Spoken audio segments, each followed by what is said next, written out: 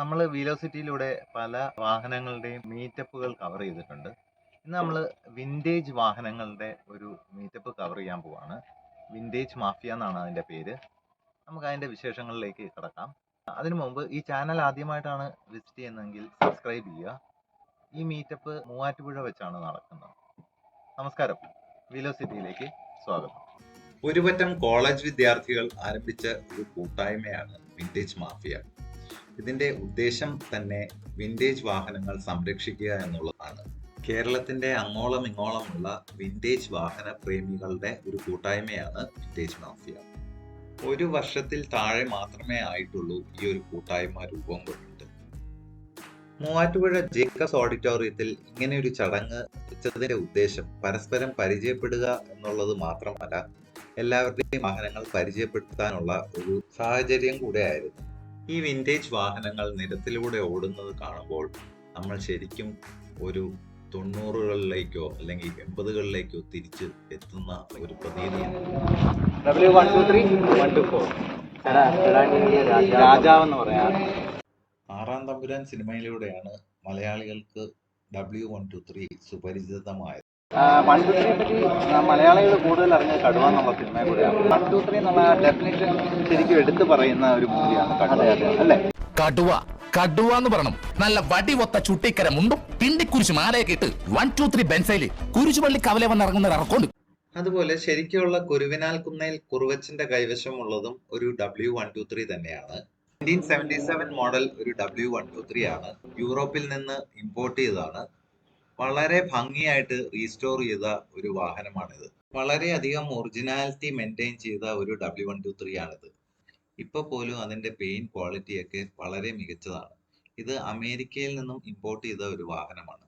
ഈ വാഹനത്തെ സംബന്ധിച്ചിടത്തോളം ആഡംബരത്തെക്കാൾ കൂടുതൽ പ്രാധാന്യം ഡ്യൂറബിലിറ്റിക്കാണ്. പല യൂറോപ്യൻ രാജ്യങ്ങളിലും ടാക്സിയായി ഉപയോഗിച്ചു വരുന്ന ഒരു വാഹനമാണ് W123. പല ലക്ഷങ്ങൾ അല്ലെങ്കിൽ മില്യൺസ് ഓഫ് കിലോമീറ്റേഴ്സ് ഓടിയാലും അതിന്റെ എഞ്ചിൻ വളരെ സ്ട്രോങ് ആണ്. ഇനി 124നെ പറ്റി പറയാം, അല്ലേ?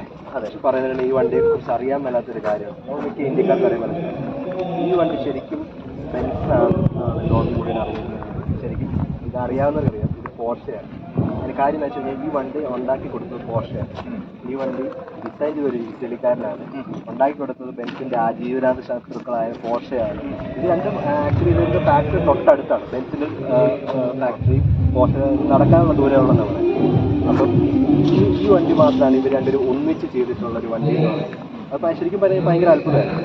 W123 സേഫ്റ്റിക്കും ഡ്യൂറബിലിറ്റിക്കുമാണ് പ്രാധാന്യം കൊടുത്തിരുന്നതെങ്കിൽ W124 പെർഫോമൻസിനും കംഫർട്ടിനുമാണ് പ്രാധാന്യം കൊടുത്തിരുന്നത്. W123യെ നമുക്ക് ഗ്രാൻഡ് പാസ് കാർ എന്നും W124നെ ഒരു എക്സിക്യൂട്ടീവ് ക്ലാസിന്റെ കാർ എന്നും വിളിക്കാം. ഇപ്പോൾ പോലും നോർത്ത് ആഫ്രിക്കൻ കൺട്രീസ് ആയ ഈജിപ്തിലും മറ്റും W124 ആണ് എക്സിക്യൂട്ടീവ്സിന്റെ ഏറ്റവും പ്രിഫേർഡ് ആയിട്ടുള്ള വാഹനം.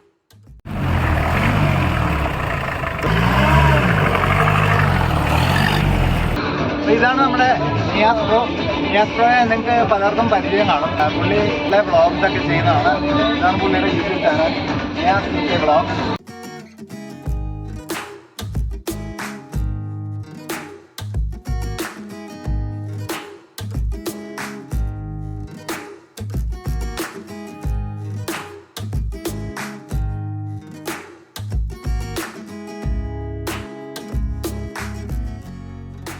ഇത് 1989 മോഡൽ കൊറോളയാണ്.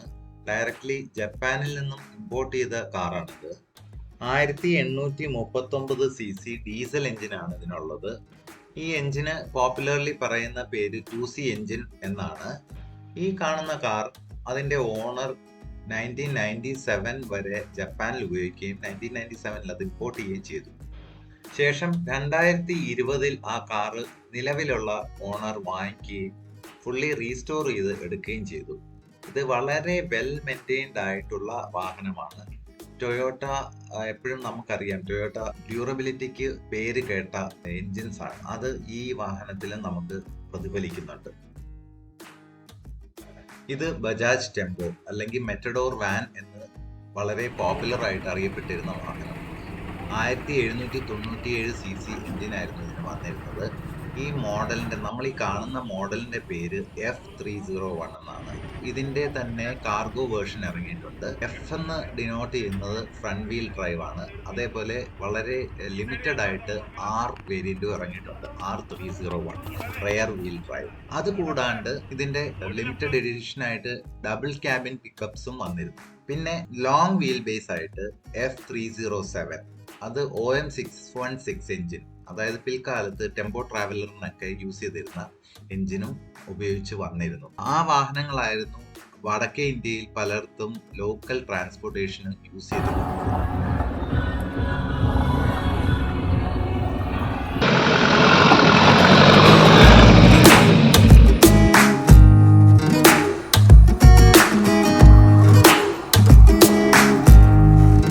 ഇത് നിങ്ങളുടെ കയ്യിൽ എത്ര നാളായി? ഏകദേശം 4 കൊല്ലം. ഞാൻ ചെന്നൈയിൽ നിന്നാണ്, റിട്ടയർഡ് പ്രൊഫസറിന്റെ വണ്ടി. അപ്പം ചെന്നൈയിൽ പോയി നിങ്ങൾ പാലക്കാടുകാരനാണെന്ന് പറഞ്ഞു. പാലക്കാട് നിന്ന് ചെന്നൈ പോയി എടുക്കണമെങ്കിൽ അതിനൊരു കാരണമുണ്ട് അല്ലേ? ഈ വണ്ടി തേടി പിടിച്ച് പോയി എടുത്തതുപോലെയാണ് അല്ലേ? ഏതെങ്കിലും ഒരു വിന്റേജ് അല്ലെങ്കിൽ ഇങ്ങനത്തെ ഒരു വണ്ടി നോക്കിയിട്ട് വന്ന് എടുത്തതല്ലോ? അല്ല, കാരണം എനിക്ക് ആക്ച്വലി ഞാൻ ഖത്തറിലാണ് ജനിച്ചത്. എൻ്റെ ഫാദർ അവിടെ ഇരുന്ന് വർക്ക് ചെയ്തിരുന്നു. അദ്ദേഹത്തിന് ആ സമയത്ത് അവിടെ CH ഉണ്ടായിരുന്നു. മിറാഫ്ലോറി എന്ന് പറഞ്ഞൊരു മോഡലാണ്. ഇതുപോലെ ആണോ? അതെ, ഏകദേശം ഈ ഒരു ഷേപ്പാണ്.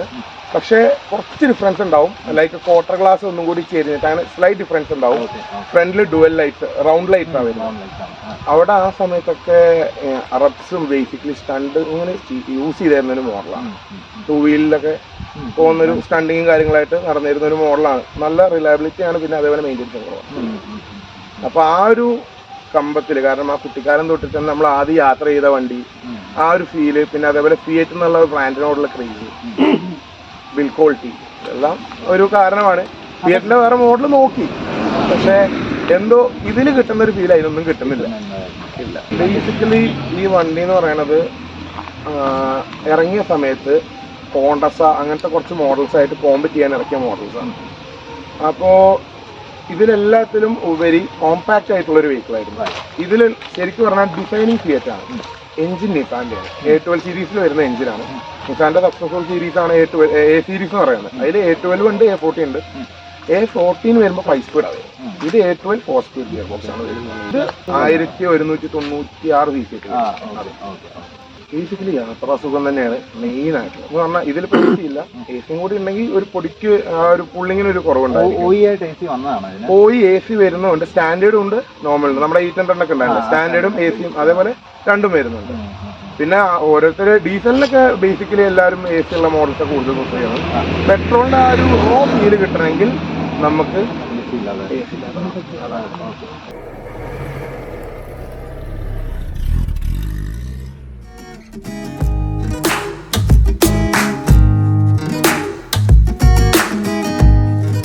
ഇന്ത്യൻ ഓട്ടോമോട്ടീവ് ഇൻഡസ്ട്രി നോക്കിക്കഴിഞ്ഞാൽ ഏറ്റവും ആദ്യം നമ്മുടെ മനസ്സിലേക്ക് വരിക ഈ പേര് തന്നെയാണ്. അതെ, ഹിന്ദുസ്ഥാൻ മോട്ടോഴ്സ്. 1942 ആരംഭിച്ച കമ്പനി 1948 ഹിന്ദുസ്ഥാൻ 10 എന്ന് പറയുന്ന ആദ്യ വാഹനം നിർമ്മിച്ചത്. മീറ്റപ്പിൽ പങ്കെടുത്ത ഏറ്റവും പഴക്കമുള്ള വാഹനം ഈ കാണുന്ന ഹിന്ദുസ്ഥാൻ ലാൻഡ് മാസ്റ്റർ ആണ്. ലാൻഡ് മാസ്റ്ററിനൊപ്പം മാർക്ക് 1, 2, 3, 4, നോവ, ക്ലാസിക്, ഗ്രാൻഡ് തുടങ്ങിയ അംബാസഡറിന്റെ മുഴുവൻ ലൈനപ്പും ഈ മീറ്റപ്പിൽ പങ്കെടുത്തു.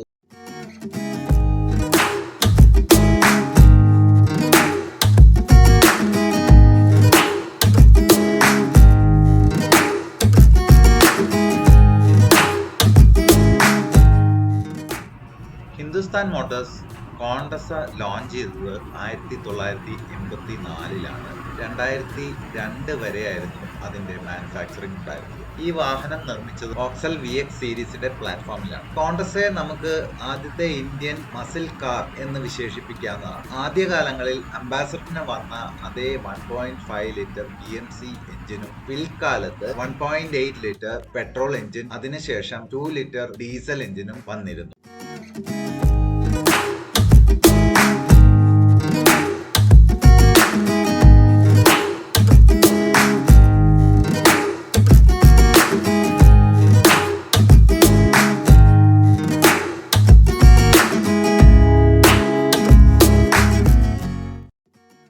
ഹിന്ദുസ്ഥാൻ മോട്ടോഴ്സിന്റെ ആദ്യ മൾട്ടി യൂട്ടിലിറ്റി വാഹനമാണ് ട്രക്കർ. ഇത് തികച്ചും അംബാസഡർ കാറിന്റെ പ്ലാറ്റ്ഫോമിലാണ് നിർമ്മിച്ചത്. ആദ്യകാലത്ത് അംബാസഡർ കാറിന് വന്നിരുന്ന OHV പെട്രോൾ എഞ്ചിനും പിന്നീട് BMC ഡീസൽ എഞ്ചിനും HM+ എഞ്ചിൻ അവതാരവുമായി ട്രക്കർ എത്തിയിരുന്നു. അവസാന കാലഘട്ടത്തിൽ ഉണ്ടായിരുന്ന ട്രക്കറിന് പുഷ്പക് എന്നുള്ള പേരായിരുന്നു. വളരെ യാത്രാസുഖം പ്രദാനം ചെയ്യുന്ന ഒരു വാഹനമായിരുന്നു. അക്കാലത്ത് മഹീന്ദ്ര ജീപ്പ് ഒരു ആധിപത്യം സ്ഥാപിച്ച കാലഘട്ടത്തിലാണ് ട്രക്കർ ഹിന്ദുസ്ഥാൻ മോട്ടോഴ്സ് അവതരിപ്പിച്ചത്.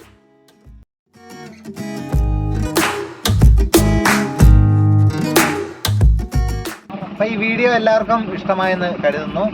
ഇഷ്ടമായാൽ ലൈക്ക് ചെയ്യുക, ഷെയർ ചെയ്യുക, നിങ്ങളുടെ അഭിപ്രായങ്ങൾ രേഖപ്പെടുത്തുക. അപ്പോൾ തുടർന്നും ഇതുപോലെ അടിപൊളി വീഡിയോസ് കാണാനായിട്ട് ഈ ചാനൽ സബ്സ്ക്രൈബ് ചെയ്യുക.